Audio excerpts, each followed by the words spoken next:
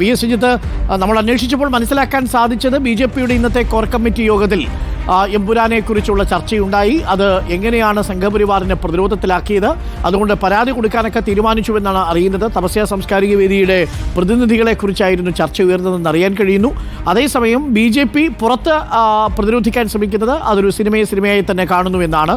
അതിൻ്റെ മേലുള്ള ചർച്ചകൾ ബി.ജെ.പി ആഗ്രഹിക്കുന്നില്ല എന്നാണ്. ഡോക്ടർ എമ്പുരാന്റെ ബി.ജെ.പി വിരുദ്ധ ഉള്ളടക്കവുമായി ബന്ധപ്പെട്ട് സംഘപരിവാറിന്റെ അണികൾക്കിടയിൽ വലിയ പ്രതിഷേധം പുകയുന്നതിനിടയ്ക്കാണ് ഇന്ന് ബി.ജെ.പിയുടെ കോർ കമ്മിറ്റി യോഗം ചേർന്നിട്ടുണ്ടായിരുന്നത്. ഈ കോർ കമ്മിറ്റി യോഗത്തിൽ ഈ വിഷയം ചർച്ചയ്ക്ക് വരികയും ചെയ്തു.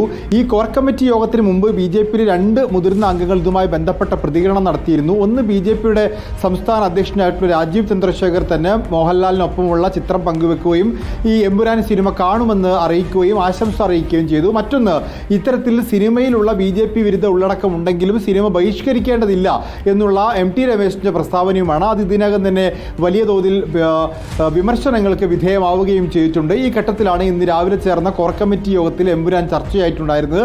അതിൽ ബി.ജെ.പിയുടെ മുൻ അധ്യക്ഷനായിട്ടുള്ള കെ സുരേന്ദ്രൻ പറഞ്ഞത്, ഈ സെൻസർ ബോർഡിനകത്ത് സംസ്ഥാനത്ത് ബി.ജെ.പി പശ്ചാത്തലമുള്ള അംഗങ്ങൾ ഇല്ലാത്തതാണ് ഇത്തരം പ്രശ്നങ്ങൾ ഉണ്ടാവാനുള്ള കാരണം. എമ്പുരാന്റെ സെൻസർ ബോർഡിൽ ഇരുന്നിട്ടുണ്ടായിരുന്ന രണ്ട് വ്യക്തികളാണ്. രണ്ടുപേരും RSS നോമിനികളായിരുന്നു. ഒരാൾ തപസ്യയുടെ ഭാരവാഹിയും മറ്റൊരാൾ ബി.ജെ.പിയുടെ മുൻ ഓഫീസ് സെക്രട്ടറിയുടെ ഭാര്യയുമാണ്. ഈ രണ്ടുപേരും ഈ സിനിമ കാണുകയും എന്നാൽ ഈ സിനിമയിൽ ഗുരുതരമായി ബി.ജെ.പി വിരുദ്ധ പരാമർശം, ആഭ്യന്തരമന്ത്രിക്കെതിരായ പരാമർശം ഉണ്ടായിരുന്നിട്ടുകൂടി ഇക്കാര്യം പാർട്ടിയെ ധരിപ്പിച്ചില്ല, ഇതൊരു പ്രതിഷേധമായി ഉന്നയിക്കുകയും ചെയ്തില്ല. ഇക്കാര്യം ഗുരുതരമായ വീഴ്ചയാണ്, ബി.ജെ.പി പശ്ചാത്തലമുള്ളവരാണ് വേണ്ടത് എന്നുള്ളതായിരുന്നു അതിൽ അഭിപ്രായം ഉയർന്നത്. എന്നാൽ ഈ സിനിമ ബഹിഷ്കരിക്കണമെന്നുള്ള ഒരു വിഭാഗത്തിൻ്റെ ആവശ്യം യോഗം തള്ളി.